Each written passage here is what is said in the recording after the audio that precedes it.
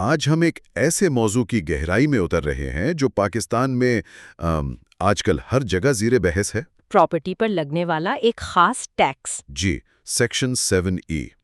ہمارے پاس اس پر سرکاری دستاویزات، قانونی تجزیے اور معاشی رپورٹس موجود ہیں۔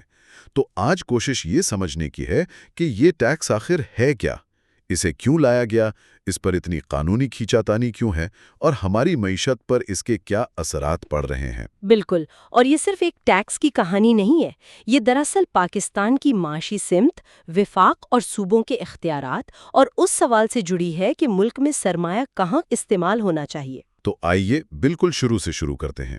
یہ سیکشن 7E، کچھ لوگ اسے E7 بھی کہتے ہیں، یہ آخر ہے کیا، کس پر لاگو ہوتا ہے؟ دیکھیں، اسے فائنانس ایکٹ 2022 کے ذریعے انکم ٹیکس آرڈیننس 2001 میں شامل کیا گیا تھا۔ اچھا۔ سادہ لفظوں میں یہ ایک سالانہ ٹیکس ہے جو کسی بھی پاکستانی رہائشی کی غیر منقولہ جائیداد پر لگتا ہے جس کی FBR کی مقررہ کردہ ویلیو 2.5 کروڑ روپے سے زیادہ ہو، اور متنازع تصور پر ہے جسے ڈیمڈ انکم یا فرضی آمدنی کہتے ہیں۔ ایک منٹ، فرضی آمدنی مطلب حکومت اس پیسے پر ٹیکس لے رہی ہے جو مجھے ملا ہی نہیں؟ یہ بات کچھ سمجھ نہیں آئی۔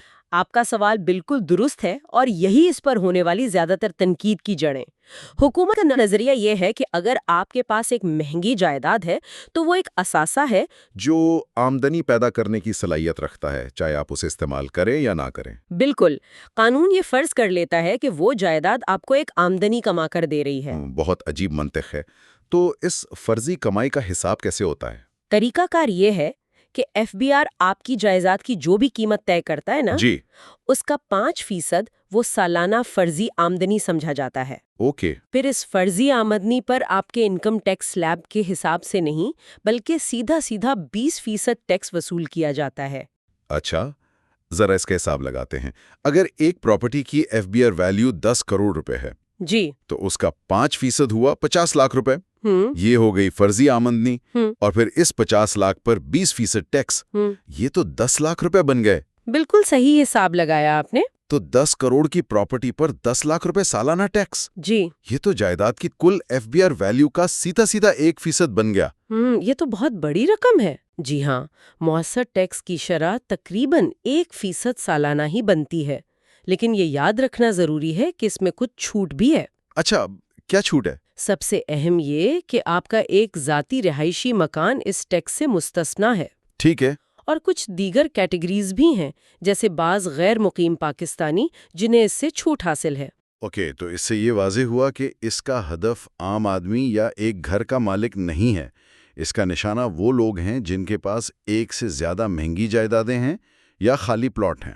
بالکل، اس کا بنیادی ہدف زیادہ مالیت کی اور غیر استعمال شدہ جائیدادوں کے مالکان ہیں۔ ٹھیک ہے، اب یہ سمجھ میں آتا ہے۔ لیکن حکومت کو یہ ٹیکس لگانے کی ضرورت کیوں پیش آئی؟ کیا یہ صرف خزانہ بھرنے کی کوشش تھی یا اس کے پیچھے کوئی بڑی معاشی سوچ تھی؟ یہ ایک بہترین سوال ہے۔ اس کی 2 بڑی وجوہات ہیں۔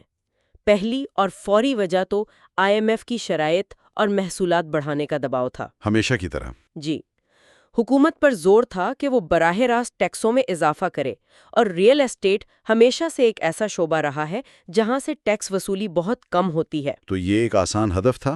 اور دوسری زیادہ گہری وجہ کیا تھی؟ دوسری وجہ ایک معاشی نظریے سے جڑی ہے۔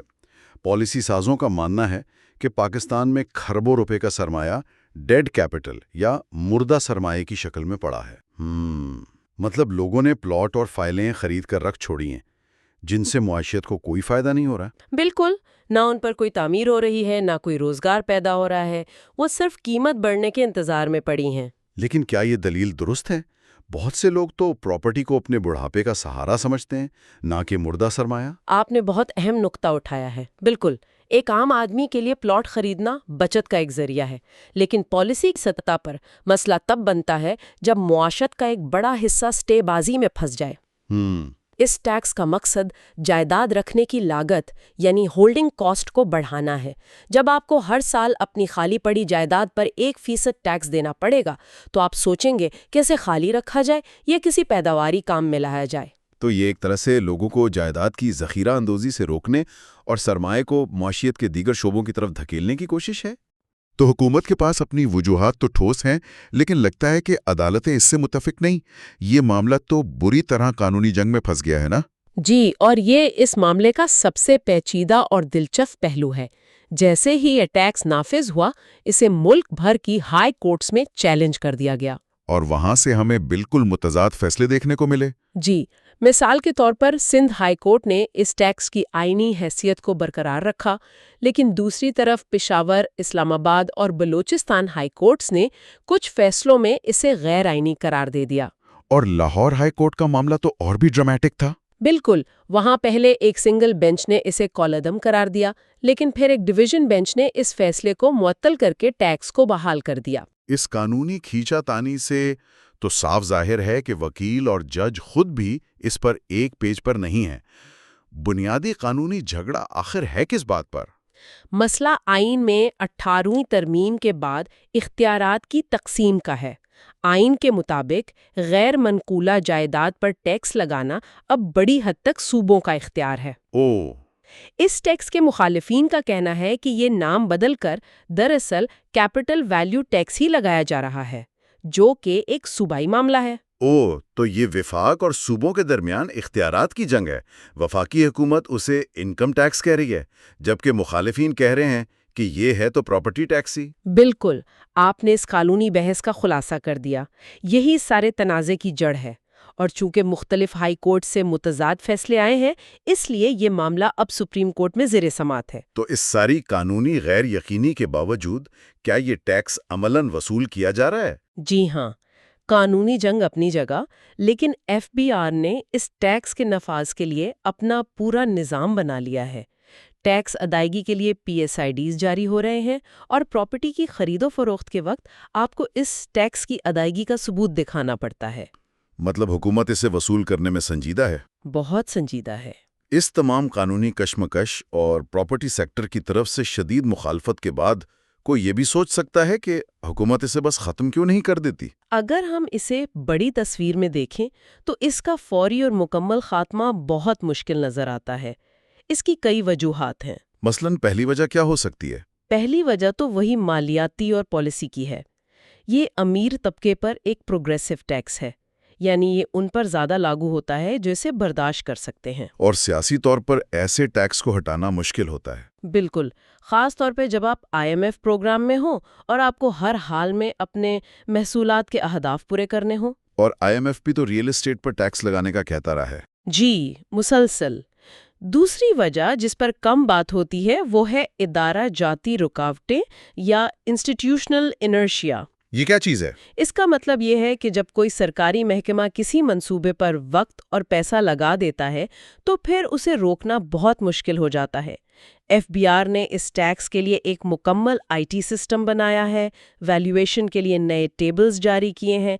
ये सब संक इम्प्लीमेंटेशन कॉस्ट है। तो आप ये कह रही हैं कि सरकारी मशीनरी एक बहुत बड़ी ट्रेन की तरह है, एक बार चल पड़े तो रोकना मुश्किल है। आपकी मिसाल बिल्कुल दुरुस्त है। एक बार जब रियासत किसी असासा जात की क्लास पर आमदनी का एक जरिया बना लेती है तो उसे मुकम्मल तौर पर तर्क करना तकरीबन नामुमकिन हो जाता है। ठीक है, तो अब सबसे अहम सवाल की तरफ आते हैं। इन सब का हमारी मईशत पर और सरमायाकार पर आखिर असर क्या पड़ रहा है? हम हर तरफ से सुनते हैं कि इस टैक्स की वजह से प्रॉपर्टी मार्केट ठंडी पड़ गई है। जी, इसके मुआशी असरात के कई रुख हैं और ये काफ़ी पेचीदा हैं। एक तरफ डेवलपर्स, रियल एस्टेट एजेंट्स और सरमायाकारों के मुताबिक इस टैक्स ने वाकई मार्केट को सुस्त कर दिया है। उनका कहना है कि लैंड बैंकिंग और सिटीबाजी अब इतनी पुरकशिश नहीं रही। जी, जिसकी वजह से प्लॉटों और फाइलों की खरीद और फरोख्त में नुमाया कमी आई है। लेकिन क्या रियल एस्टेट सिर्फ प्लॉटों की खरीदो फरोख्त का नाम है? इससे तो तामीराती सरगर्मियां भी जुड़ी हैं। इस पर क्या असर पड़ा? बिल्कुल, और यही सनती तंजीमों जैसे FPCCI का बड़ा एतराज़ है। उनका मौक़िफ़ है कि फ़र्ज़ी आमदनी पर टैक्स लगाने से रियल एस्टेट में तवील मुद्दती सरमायाकारी की भी हौसला शिकनी होती है। और जब तामीरात सुस्त होती हैं तो इससे जुड़ी तकरीबन 40 से 50 दीगर सनतों पर बराह रास्त मनफी असर पड़ता है। यानी सीमेंट, सरिया, पेंट, टाइल्स, इन सब की फरोख्त कम हो जाती है, जिससे न सिर्फ फैक्ट्रियों का कारोबार मुतासिर होता है बल्कि मजदूरों का रोजगार भी जाता है। बिल्कुल, یہ ایک زنجیر کی طرح ہے جو پوری معیشت کو متاثر کرتی ہے۔ لیکن حکومت کا نظریہ تو اس سے بالکل مختلف ہوگا۔ وہ اس سست روی کو کیسے دیکھتے ہیں؟ حکومت کا جوابی نظریہ یہ ہے کہ یہ قلیل مدتی تکلیف ایک طویل مدتی فائدے کے لیے ضروری ہے۔ ان کا کہنا ہے کہ ہمارا مقصد ہی یہی ہے کہ سرمایہ غیر فعال زمین سے نکل کر زیادہ کاروباری شعبوں کی طرف جائے، جیسے کہ برآمدی صنعت، مینوفیکچرنگ، ٹیکنالوجی وغیرہ۔ جی، جہاں روزگار بھی پیدا ہو اور ملک کی برآمدات بھی بڑھیں۔ یہ تو ایک مثالی صورتحال ہے، لیکن کیا عملی طور پر ایسا ہو رہا ہے؟ کیا پلاٹوں سے نکلنے والا پیسہ واقعی فیکٹریوں یا سٹاک مارکیٹ میں جا رہا ہے؟ یہاں تصویر ملی جلی ہے۔ سٹاک مارکیٹ کے حوالے سے کچھ مثبت پہلو ضرور ہیں۔ یہ ممکن ہے کہ کچھ سرمایہ ریل اسٹیٹ سے نکل کر سٹاک مارکیٹ جیسے منظم بازار کی طرف منتقل ہوا ہو۔ ہم نے دیکھا بھی ہے کہ سرمایہ کاروں کی دلچسپی بڑھی ہے۔ جی، لیکن اس کا ایک منفی پہلو بھی ہے۔ وہ کیا ہے؟ منفی پہلو وہی ہے جس کا ہم نے پہلے ذکر کیا۔ ریل اسٹیٹ سیکٹر کی سست روی کا مطلب ہے تعمیرات سے وابستہ کمپنیوں جیسے سیمنٹ اور اسٹیل کمپنیوں کے منافع میں کمی۔ اور جب ان کے منافع کم ہوتے ہیں تو اسٹاک مارکیٹ میں ان کے حصوں کی قیمتوں پر بھی منفی اثر پڑتا ہے۔ بالکل، تو ایک طرف سے فائدہ تو دوسری طرف سے نقصان بھی ہو سکتا ہے۔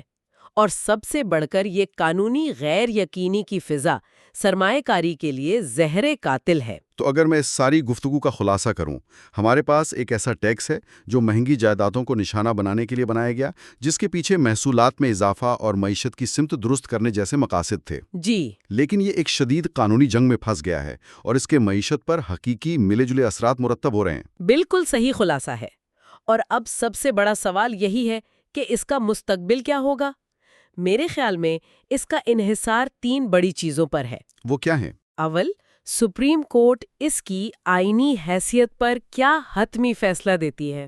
دوم، کیا صوبے اپنے پراپرٹی ٹیکس کے نظام کو اتنا مؤثر بناتے ہیں کہ وفاق کو ایسے ٹیکس لگانے کی ضرورت ہی نہ پیش آئے۔ اور تیسرا؟ اور سوم، ملک کی مجموعی مالی حالت کیسی رہتی ہے۔ اور یہاں ہمارے سامعین کے لیے ایک سوچنے کی بات یہ ہے کہ فرض کریں کہ اس پالیسی کا مقصد سرمایہ کو غیر پیداواری ریل اسٹیٹ سے نکال کر پیداواری صنعت کی طرف منتقل کرنا ہے، لیکن کیا ہوگا اگر ہمارے ملک میں موجود عدم استحکام کے خوف سے وہ سرمایہ پیداواری شعبے میں جانے کے بجائے ملک سے ہی باہر چلا جائے؟ ٹیکس لگانے اور سرمایہ کاری کو فروغ دینے کے درمیان وہ صحیح توازن آخر کیا ہونا چاہیے؟